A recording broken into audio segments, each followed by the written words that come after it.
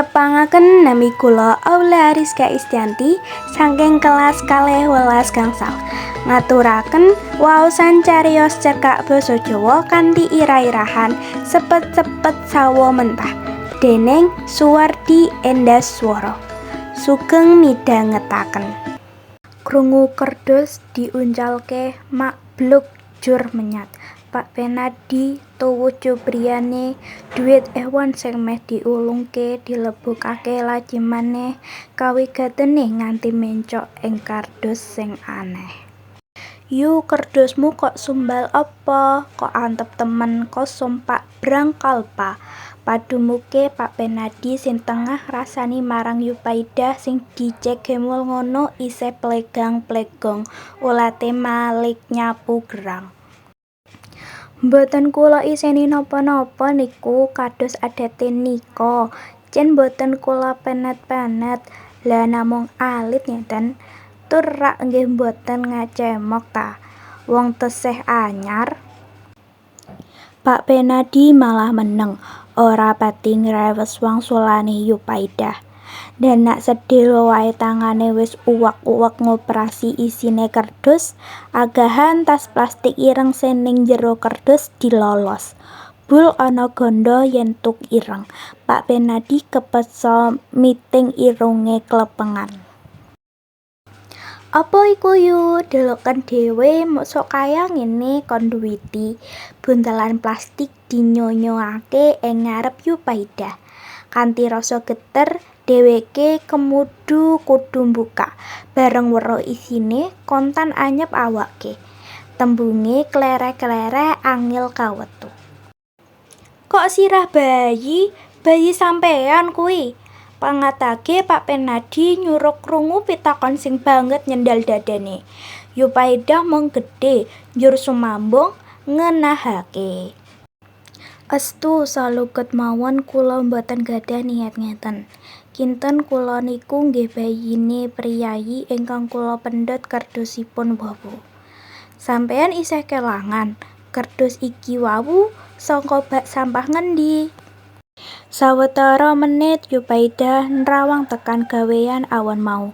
Beka setitik ulagening pikir mrambet. Kelingan papane njupuk kerdus, papane priyayi nitik marang omahe sing gilangan makrong.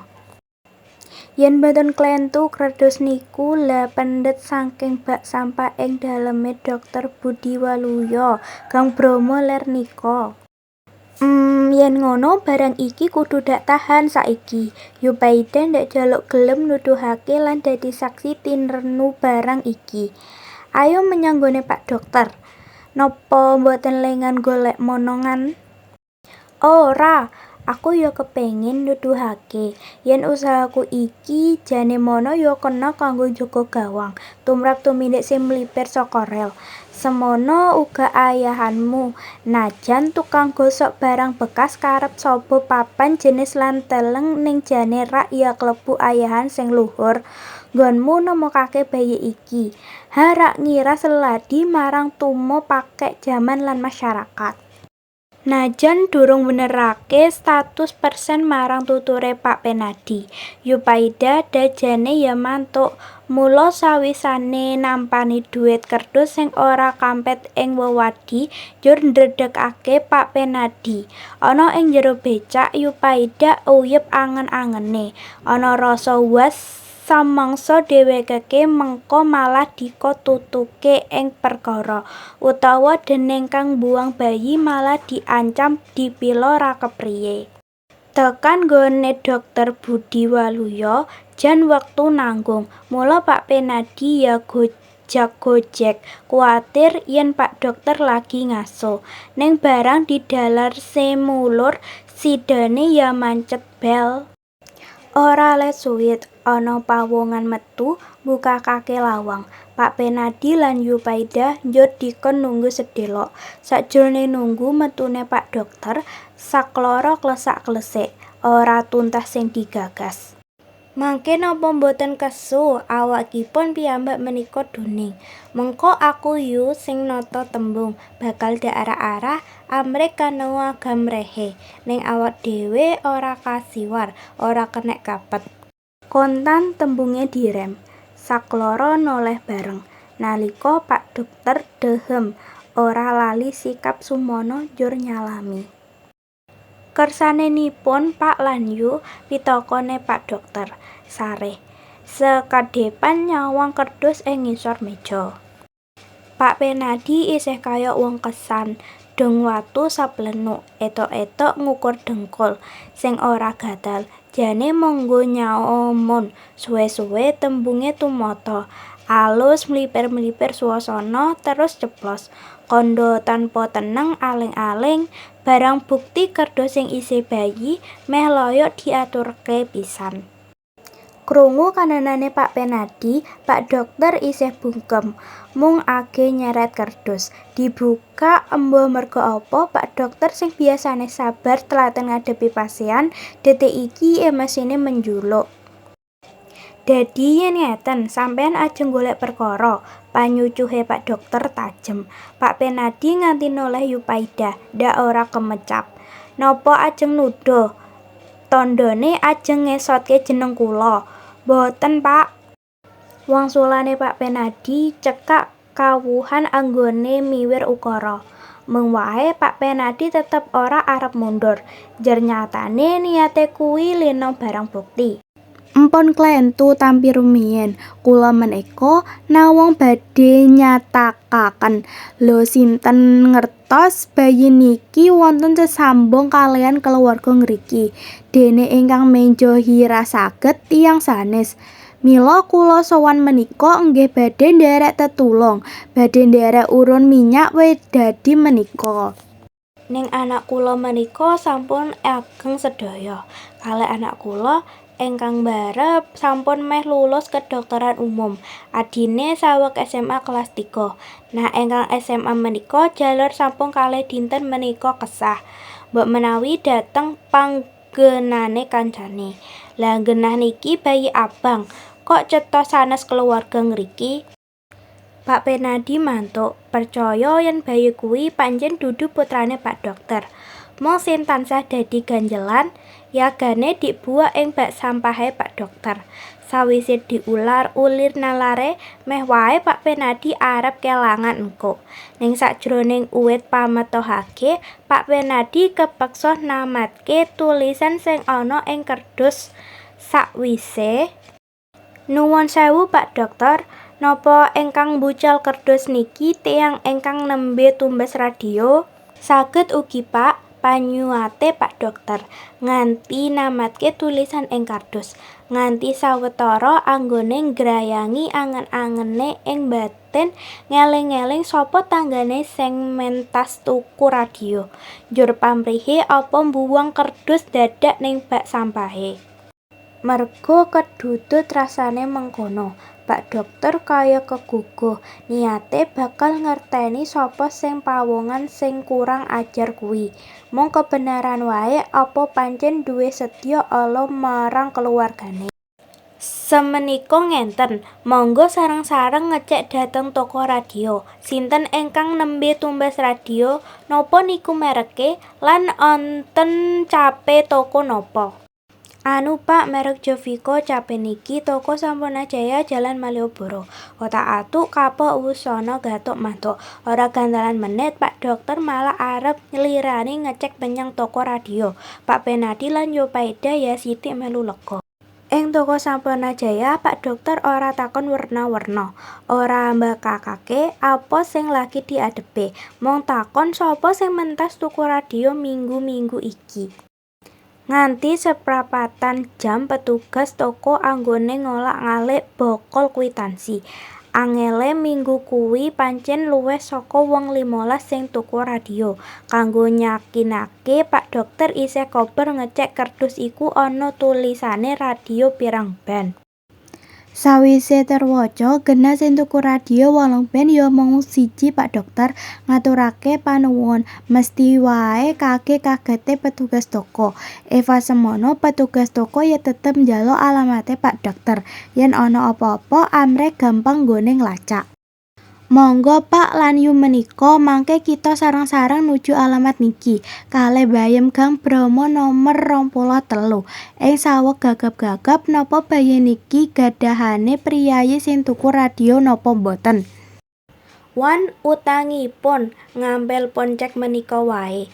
Nengge perlu ngatos-ngatos sinten ngertos mangke klentu. Saged ugi awakipun piyambak malah klebet wowo. Prayogi Pak guneme Pak Dokter dipunggel bareng karo enggerenge mobil. Mobil terus ngelebas ngidul nyelip ing slira-slirane dalan Malioboro. Tekan alamat sing dituju rada mangu-mangu jebul omahe ya ora kalah karo gedhone. Malah kepara luwih apik kuwi. Pak Dokter banjur kelingan critane putrane sing SMA Subandria. Malah tau nundhuhe foto bareng lan omah kuwi jan memper foto sing wis tau ditunduhake. Umpama kok malah kendel Pak, payon ndole Pak Penadi. Nalika weruh Pak Dokter saja emeng semuone pancea kecipuhan dicegemol ngono, mula gagi mateni mesine. Coba Pak pencete di bel katone kok wis bener. Ora salah alamat. Pak kone Pak Dokter. Temenan let sedelo wae bareng Pak Penadi mencet bel. Ana pawongan setengah umur ngetoni. Njur menggokake tamune gopoh. Pak Dokter tambah grogi bareng ndeleng kamar tamu. Jan gumebyar saka arah njero kemrungu swara musik glar-glar. Nganti arep guneman wae ora kumanan. Ning swara musik kuwi malah saka yakinkake yen keluarga kono pancen lagi wae tuku radio. Adat saben angger radione anyar njur mbungahi anggone nyetel. Anggone bage binake mong apa perlune wae. Sing baku Pak Dokter enggal kepengin ngerti udarane wewadi. Wah, angleng sanget Pak musikipun. Pak Dokter jajak-jajak ngati-ati banget. Amrih ora ngepok rasane. Nawung nuruti lare Pak. Ning lajeng damel keset. Halare kula lajeng nawung remen glar-glar. Malah pun pinten dinten niki mboten purun mlebet sekolah. Nuwun sewu Pak, enggal napa? Saya ngasing pitakone Pak Dokter. Saya adoh nyatane Pak Guno Padonya. Sing duwe omah kuwi mangut ora krasa yen sejatine kepancing. Atine sing paling jero kono. Setengah mesthekake yen bagi Nyalawadi iku ana sambung repete karo kaluwarjane Pak Kudo. Mula tanpa wigah-wigih Pak Dokter nuduhake kerdus ing digawe Yupaidah. Mesthi wae digawa cingak. Sawise diteliti jabane Pak Guno yakin yen kerdus kuwi pancen duweke wadah radio sing lagi sewinggunan kepungur anggone tuku. Mung wae dheweke durung plong sing dikorapake Pak Dokter. Senajan ora nuduh Pak Dokter gage mblakakake jebul guneme Pak Dokter kuwi ora beda karo lading sing nyigar dadake Pak Guno. Praupane Pak Guno dadi malek abang terus. Bayi abang sing wis ora karuwan wujud lan ambune diudal-udal nganti kamar tamu kono sesak cedhak karo pawuhan. Pak Guno bali ngolak-ngalik pikir panas tanpa dikon kumecap ngundang anake sing duwel musik-musikan ning kamar. Min, ora disauri. Pak Guno nuli mayat nyedaki kamare anake. Memrohi kahanan ngono, Pak Dokter ngejak Pak Penadi prepengi Guno sing wiwit dodoki kamar anake. Jebul gagal, lagi wae bisa mlebu kamar. Suwek saka arah njaba kemrungu sepeda motor digas santer. Pak, nika sajake Keng Putra kesah. Ngidul santer sanget. Ngene numpak motor. Panyilane Yupaidah. Kusuk-kusuk melu mlebu kamar. Kamar sing ana AC-ne kuwi krasa panas kabeh mung tling penguk. Bingung kaya ora ngerti sing kudu ditindakake. Let sawetara menit Pak Penadi sing isih cukup bening nalare ngecungi layang ing dhuwur meja. Amrih ora kecungguh celandakan, dheweke mung guneman lirih nuduhake. Niku wonten layang, make gawe kagungane Keng Putra. Kula aturi maos, monggo kula tak ngoprasake nglebet lemari. Mangke kesahipun bekta sandhangan menapa. Pak Guna nyelemut layang tipis diulungke Pak Penadi. Dheweke dhewe enggal usak-usak mbukaki lemari plastik. Katon yen ana sawetara panganggo sing digawa. Kanthi bukti kuwi Pak Guna bisa mesthekake yen lungane anake pancen ana apa-apa. Kula waos nggih sakwise njembreng layang Pak Penadi basa-basi njaluk ijin. Maca rada sera karepen sing do ning kono ya ngerti.